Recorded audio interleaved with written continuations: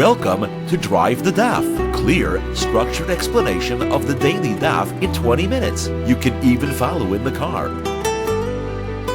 Rosh Hashana Daf Dalid contains two disparate sugyas.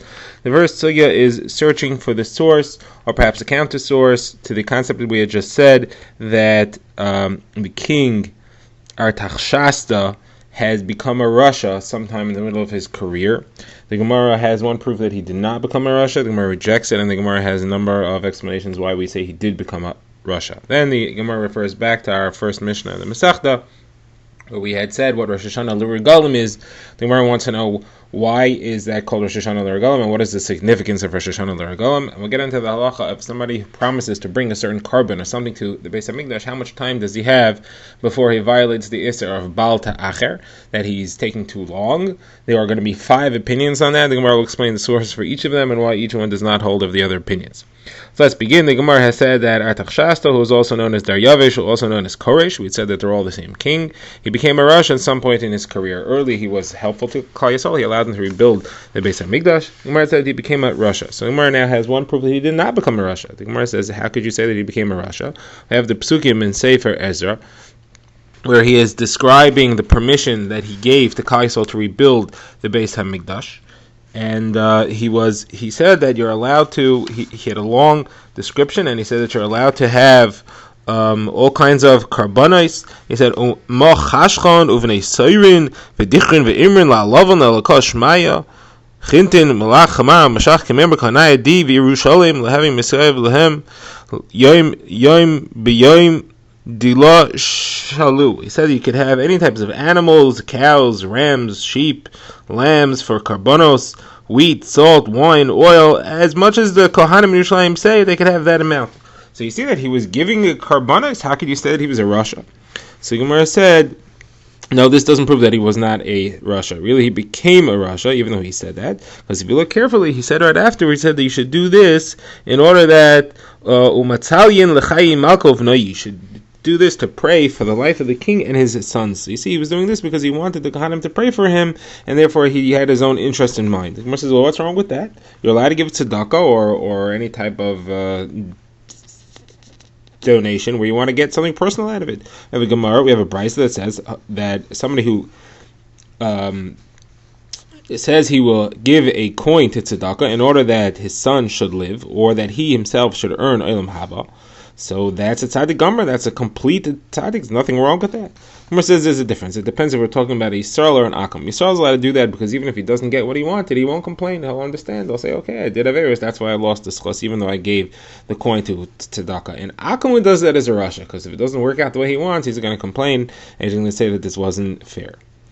Then the Gemara says we can give you some other sources that he became a Rasha. One of them is the fact that in his describing in the decree that he wrote that Klal Yisrael should be able to rebuild the Beis HaMikdash, he said, "Nidbachen di even galal talasa v'nidbach di chadev v'nafkes min beis malka tisyahiv." He said that they could build the walls. They could build 3 rows of stone and 1 row of wood, and I'm going to pay for it. So why did he say 1 row of wood? The reason he said 1 row of wood is that he should be able to burn it. That if Klal Yisrael will rebel against something he was afraid of, he'll set fire to it. He'll be able to burn it down. That's rishus. That's evil. So there he is being a Rasha. So the Gemara says, what do you mean? When Shlomo HaMelech built the first Beis HaMikdash, he did the same thing. It says, Shlosha Turei Gazis, he had 3 rows of stone, V'tor Karsis Arazim, and 1 row of cut cedar wood. So he also did the same thing. Gemara says, no, it's very different what Shlomo did. Shlomo put his wood on top, where it's not supporting the Beis HaMikdash, and if it catches fire, then it's not going to burn the thing down. But Artaxerxes had it on the bottom row, so that he could just set fire to it and destroy the whole thing. Shlomo HaMelech also stuck it deep in the wall, and he surrounded it by a wall so that it wouldn't weaken the structure. But he put it right there in the front of the wall. And Shlomo HaMelech covered it up with cement, and Artaxerxes did not order it covered with cement. Then there was another third source that he became a Rasha. The Gemara says in the psukim that are described by Nehemiah, where he's speaking to the king, so it says, the king said to me, and the shagel is sitting near him. What's a shagel? Somewhere it says, Rabbi Barlima says, the shagel's a dog. His dog was there. Why was his dog there? So Rashi explains it, that he had very intimate relations with the dog. That's why he kept the dog near him. And So therefore you see he's a Rasha, because even the Goyim at the time did not do such activities. They had forbidden themselves from doing things like that, since Noach left the Teva and he was told that you keep animals for other reasons. So Gemara says, well, how do you know that a shagel means a dog? We have other places where the word shagel is used, and it doesn't seem to mean a dog. In Sefer Daniel it says, V'al Marash Maya Hisroimus, when the handwriting was on the wall in the court of Belshazzar, and they called Daniel to explain what it means, and he explained it, and he said, you, Belshazzar, have become haughty, and you've rebelled against Shemayim, and you've taken out the kalim of the Veis HaMikdash, Ulamani di Veisei, Hayusu Kadamach, he had the vessels of the Beis HaMikdash in front of you, V'ant, and you, V'rav Ravanayich, and your wives, Shaglasecha, Olchanasecha, and you and your shagel, there's the word shagel, and your relatives, or Char Mashasan Bohain, you're drinking wine to them. So Gemara says, if shagel means a dog, so how's a dog drinking wine? Dogs don't drink wine from gold cups.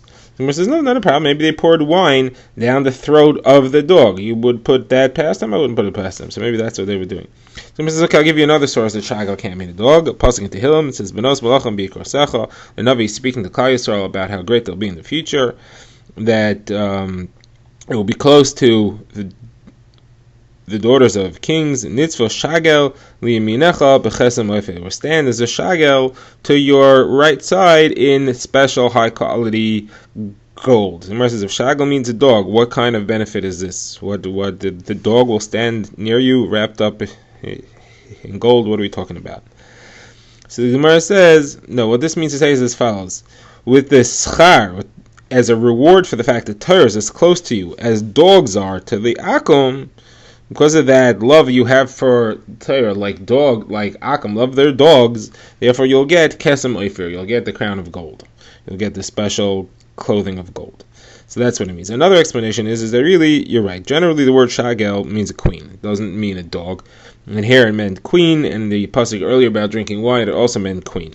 But Rabbi Bar Lima, he happens to know through Messiah that in the pasuk about Artaxshasta, where it says the shagel was sitting near him, it's referring to a dog. Why is it called a shagel? Shagel usually means a queen. The reason why the dog there is called a shagel is because Artaxshasta put the dog in a place of honor, just like people usually put the queen. Then the Gemara gives another source that Artaxshasta became a Rasha, and this one will be rejected.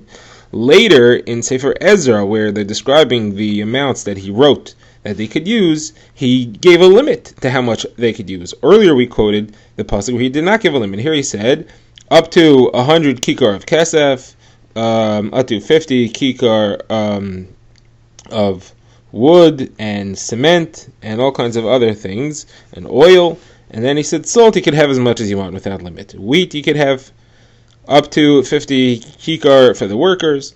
But here he gave limits to everything except for the salt. So why did he give limits all of a sudden? Well, because later he became a Rasha and therefore he limited things. So Gemara says, no, not necessarily. This is not a good source. It could just be that earlier he didn't know how much was needed, so he didn't write the amount. But later he found out how much was needed for it, therefore he wrote the limits in there. He wrote the amount that they should be provided. Okay, that concludes the Gemara's discussion on the first part of the Mishnah. Now we get to the next part of the Mishnah. If you recall, our Mishnah had said that there is a number of Rosh Hashanahs, a number of different halachas for which the year begins at a certain time. And it said the Rosh Hashanah of Regalim, of Yom Tov, that begins on Rosh Chodesh Nisan. So Gemara first says Rosh Chodesh Nisan, there's no Yom Tov on Rosh Chodesh Nisan. What are you talking about? Gemara says, no, it means the Yom Tov which comes in the month of Nisan, meaning that Pesach is the first of the cycle of Yom Tov. So Gemara says, what is the significance of that halacha? Who cares what the order is? The Gemara says you need to know for the halacha of Baal Ta'achar. The halacha is if you promise something to the Beis HaMikdash. And the Gemara quotes a brisa that spells this out. If you promise a neder, hektish, erech, which is you give your value, or any other type of promise to the Beis HaMikdash, the halacha is Baal Ta'achar. You're not allowed to delay it. You have to bring it within a quick amount of time. How long do you have before you violate the Isser of Baal Ta'achar? So you need to know the order of Yom Tovim, at least according to the opinion of Rabbi Shimon. Why so? So Gemara quotes a brisa. So machlok is how long you have. According to the Tanakama, you have 3 Yom Tovim. 3 Yom Tovim, 3 regalim. Pass by, you violate the Yisr. According to Rabbi Shimon, it has to be 3 Yom Tovim in order that they're supposed to be, which means 3 Yom Tovim beginning with Pesach. So if you promise to bring your thing right after Pesach, you have until next Pesach, until the count begins. Only until Pesach comes around again do your count of 3 start. You have to have Pesach being first. So therefore you would have the complete, you would have Shavuos, then you would have Sukkos, then you have Pesach, Shavuos, Sukkos again, so you have a total of 5. And Shimon spells out that depending where you are is how many Yom Tovim you may have. In that scenario, you had 5. If you had made your promise after Shavuos, then you would have Sukkos, Pesach, Shavuos, Sukkos, and you would have 4. And if you made it after Sukkos, then you would have 3 in the right order, Pesach, Shavuos, and Sukkos. So those variables. Now the Gemara brings a lengthy brisa, which actually quotes no less than 5 different opinions as to how many Yom Tovim you have until you violate the Isser Bal Ta'achar. The Gemara will give the source of each of them. So the brisa says as follows: somebody who owes money to the Beis Hamikdash or amount that he promised to give based on his erech, his value, or a chayrim, something which he called a chayrim, or something he was makdish, Karban Chatas, Karban Osham, Karban Oila, Karban Shlamim, Tzedakah, Meiser, a Bachar, a firstborn that's brought as a carbon, another type of Meiser Behema, this is, or Karban Pesach, Leket, Shikha Peah, all these things, if they have to be brought to the Beis HaMikdash, the halacha is you have a certain amount of time to bring it before you violate Baal Ta'achar. How much time is that? 5 opinions. Tanakama says you have 3 Yom Tovim in any order. Reb Shimon, as we said, 3 Yom Tovim in order, starting with Pesach. Rabbi Meir says 1 Yontif. You have until 1 Regel. After that, you violate Baal Ta'achar right away. Rabbi Elazar ben Yaakov says you have 2 Yom Tovim, and Rabbi Elazar ben Shimon says you have until Sukkos, doesn't matter how many it takes you to get to Sukkos, you have until Sukkos itself. Now the Gemara wants to know, okay, what is the source for each of these things, and why does each of the other ones not hold of the source? So the Gemara says, okay, let's start with the Tanakama. So the Tanakama says the source is from the fact that when the Torah describes the Yom Tovim in the Parsha, it says B'chag HaMatzos, B'chag HaShavuos, B'chag HaSukkos. Right? It says that you should come bring it karbanos. So why does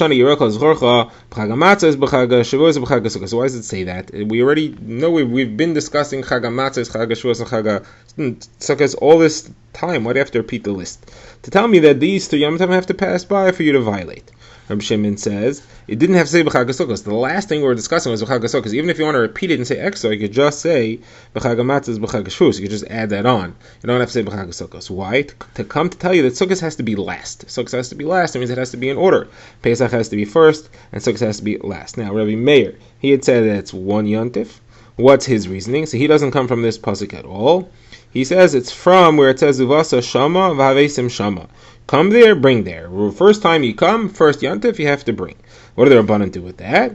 So that's to tell you that you violate an assay. That is an assay. It says you have to do this, you have to bring. So you have 2 isurim now. You have Baal Ta'achar, don't delay, and V'Havesim Shama, you should bring it there.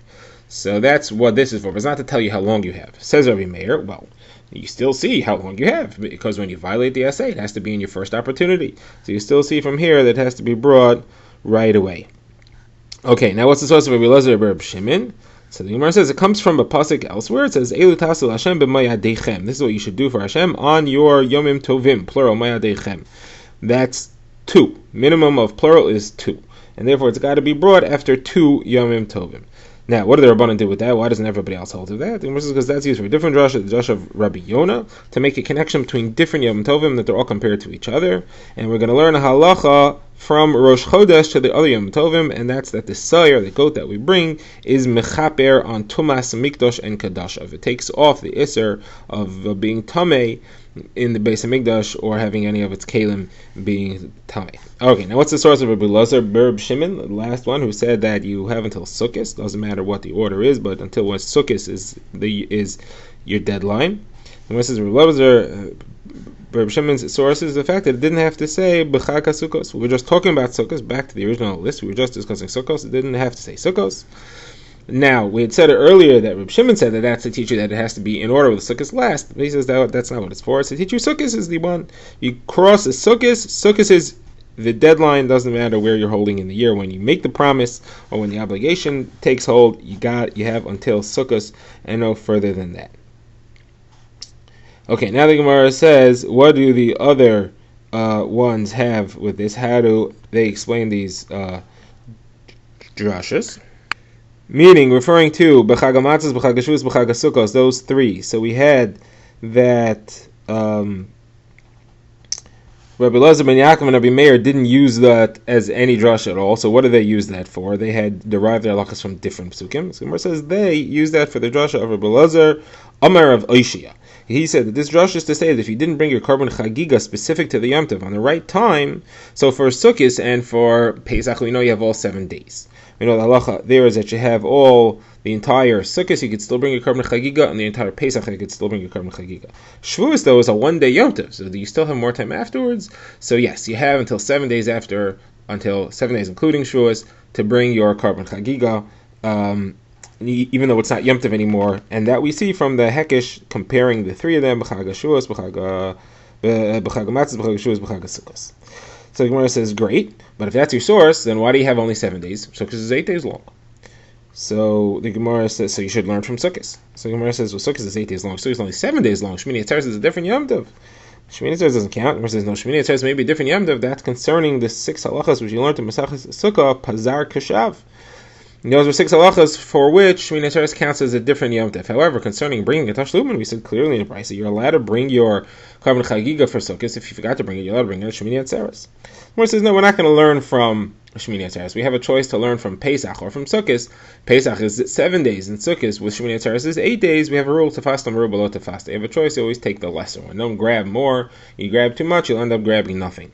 And therefore, we have the limud is going to be from Sukkot, that you'll have 7 days after Shavuos to bring your korban chagiga. If you forgot to bring it, you will not have 8 days like they have on Sukkot. Limud is from Pesach, I should say, not from Sukkot. So let's review. What did we have? We had the Gemara said that Artaxshasta, who was also Daryavesh, who was also Koresh, became a Rasha, and later in his life, the source, even though we had a source that it seemed to be that he gave korbanos, that was because he wanted something out of it, but he became a Rasha. As you can see, that he put wood in the bottom row so that he could destroy the Beis Mikdash if he needed to, and that he kept the dog right near him, and possibly another source that he set limits.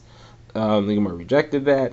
Then the Gemara says that Rosh Hashana for Yom Tovim is in order for us to know when you violate Bal Ta'ach, what is the proper order according to Rabbi Shimon. This mission is Rabbi Shimon. Other Tanaim would not have such an order. And we had the 5 opinions and each of their sources. The 5 opinions, which were Tanakama, you have 3 Yom Tovim. Rabbi Shimon, you have 3 in order, starting with Pesach. Rameir, you have 1. Elazar ben Yaakov, have 2. And Rabbi Elazar ben Shimon, that you have until Sukkot, and we're going to give the sources for each of them. Drive the Daf is a project of the Grand Woodlands Shul and is presented by Rabbi Yitzchak Landa. Find us on YouTube or subscribe to daily emails by emailing drivethedaf@gmail.com.